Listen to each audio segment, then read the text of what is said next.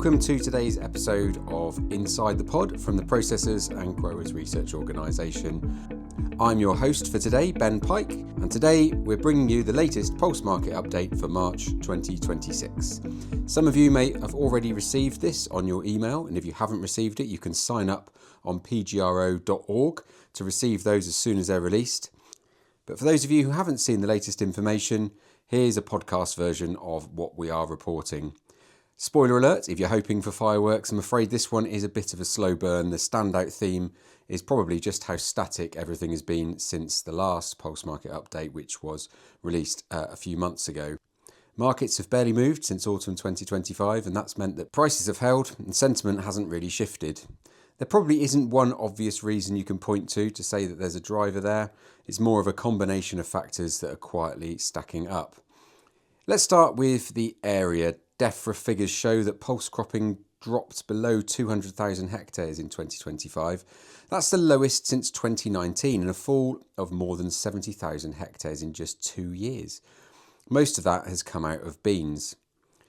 We expect that the SFI uptake is clearly part of that story, but inconsistent crop performance hasn't helped confidence either. The result is a smaller crop and, in beans particularly, a bit of a disappointing harvest.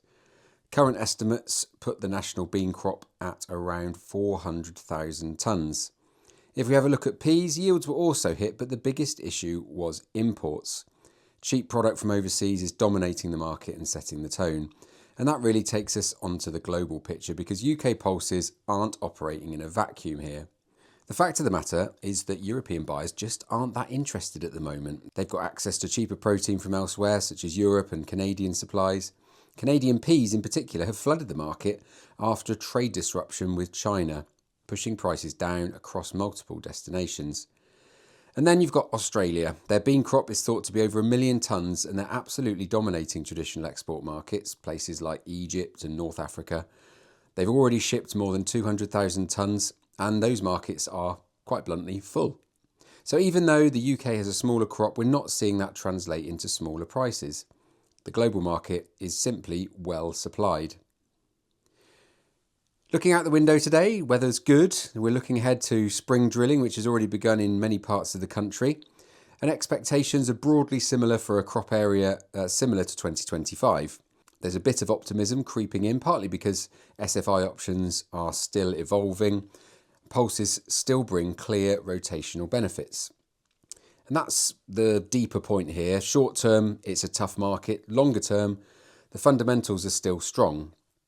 Domestic protein production, food security, environmental values, all of the things that we talk about on the podcast regularly. Pulses continue to tick a lot of boxes and they're not going away. So longer term, still positive market prospects. First, let's drill into beans and have a look at some prices. And as usual, we'll quote tonne prices ex-farm for consistency. Feed bean prices are sitting at around £205 to £210 a tonne today, depending on location. That is down on last year, but it's very stable. Nothing like the volatility that we've seen in wheat over the past 12 months. There is some interest in 2026 bean crop, with buybacks at roughly £30 over wheat futures, but growers are understandably cautious. The challenge is competitiveness, and beans are still carrying a £45 to £50 a tonne premium over wheat, and compared to soya, they're about £25 too expensive on a straight protein basis. For compounders chasing least cost rations, that is a problem. They're always looking for the cheapest input. At the same time, there are beans on farm and growers aren't rushing to sell, so traders aren't being forced to chase supply. So the market just sits there, fairly static at the moment.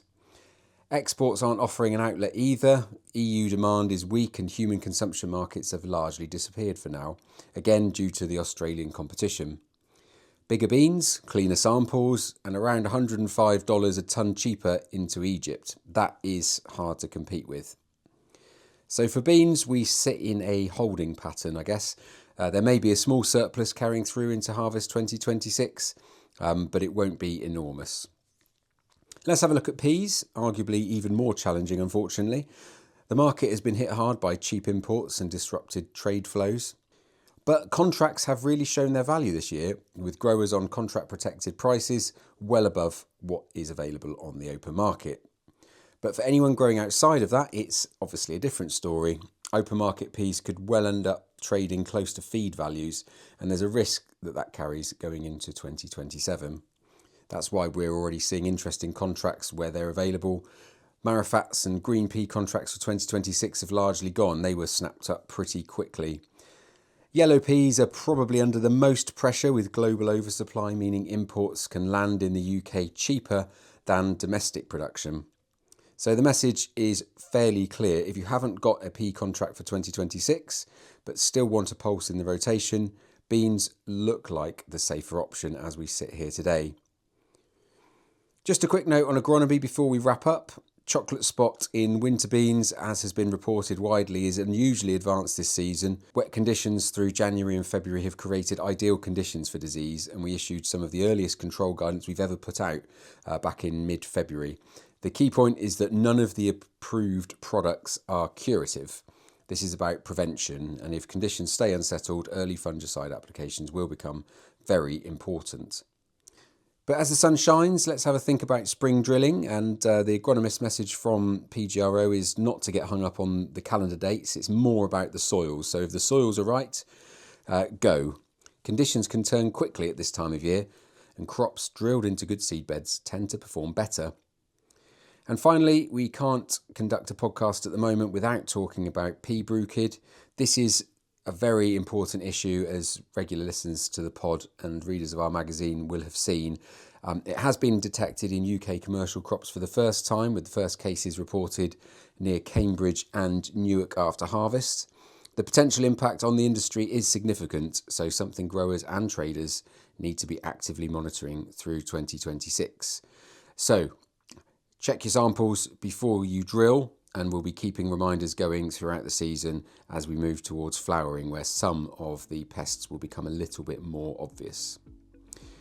So that's it for today. To sum up, a bit of a flat market and heavy global pressure and limited short-term upsides, which is not great news, but we are getting crops into the ground, so let's look forward to a positive season ahead.